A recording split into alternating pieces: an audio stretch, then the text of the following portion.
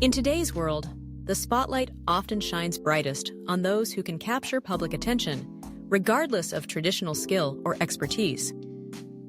In the landscape of American pop music, debates frequently arise concerning talent, authenticity, and value. Why, some wonder, do certain singers without exceptional vocal technique, those sometimes labeled bad singers, earn massive followings and commercial success?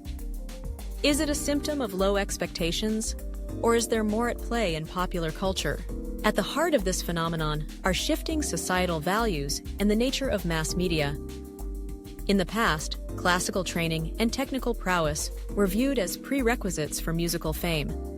Vocalists spent years honing their craft, studying theory, and perfecting technique. The arrival of mass media and the digital age, however, drastically changed how talent is discovered and celebrated.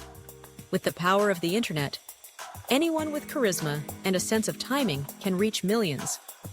The lines between artists, influencers, and entertainers blur daily, and the criteria for stardom become more about relatability and visibility than raw skill alone. The rise of crossover singers, those who blend genres or move between music and television, for example, illustrates how broad appeal sometimes triumphs over technical excellence.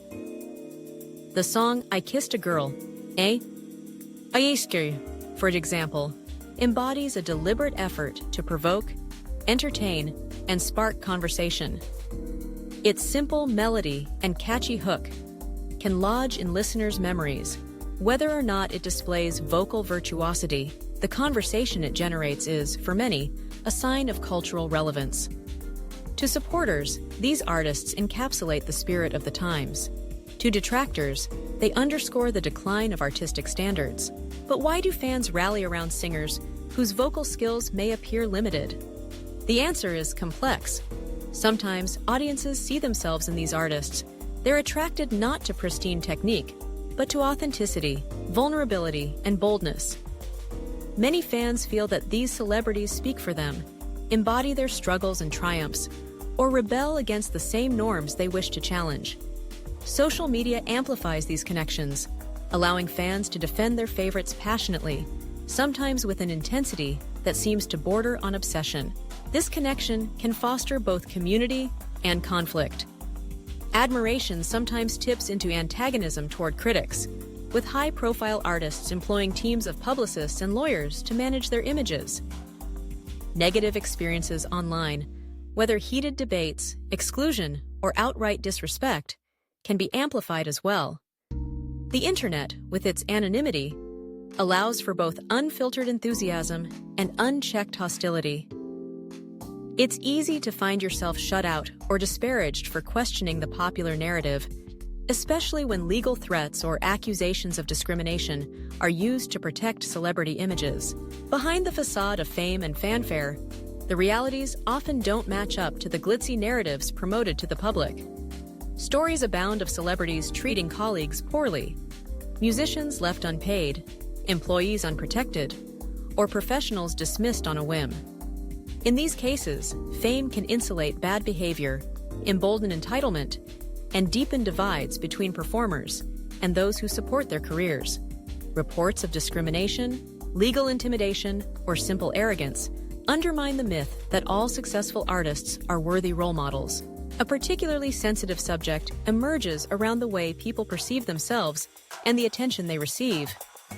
Fame can breed narcissism, and public discussion of every aspect of a celebrity's life can inflate egos and distort reality, for both stars and their followers.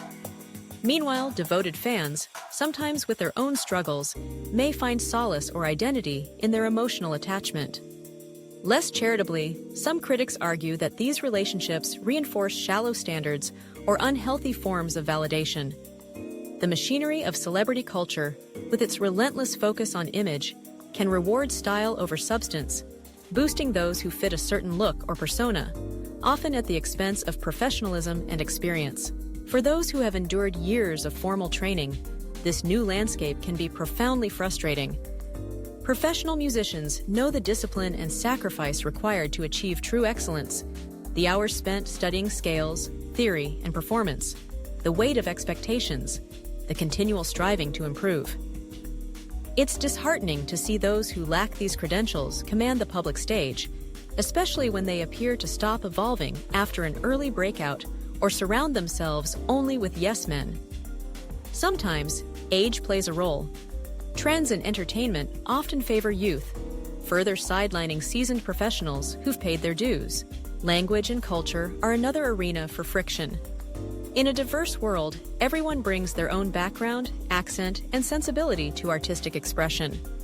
Accent, diction, and phrasing are scrutinized by some and celebrated by others, but no group has the exclusive right to define correctness. Criticisms based on race, nationality, or language ability may reflect deeper insecurities or prejudices more than actual artistic merit. The temptation to denigrate others' language skills or backgrounds can distract from the real issue. Building an inclusive, respectful, artistic community where talent of all kinds is nurtured and recognized. For anyone facing discrimination, whether in entertainment or elsewhere, it's important to know that reporting mechanisms do exist.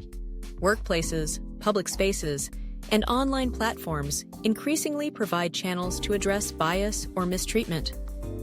Speaking up is a vital step in holding gatekeepers accountable, whether it's reporting bad employers or calling out unethical behavior by high-profile individuals.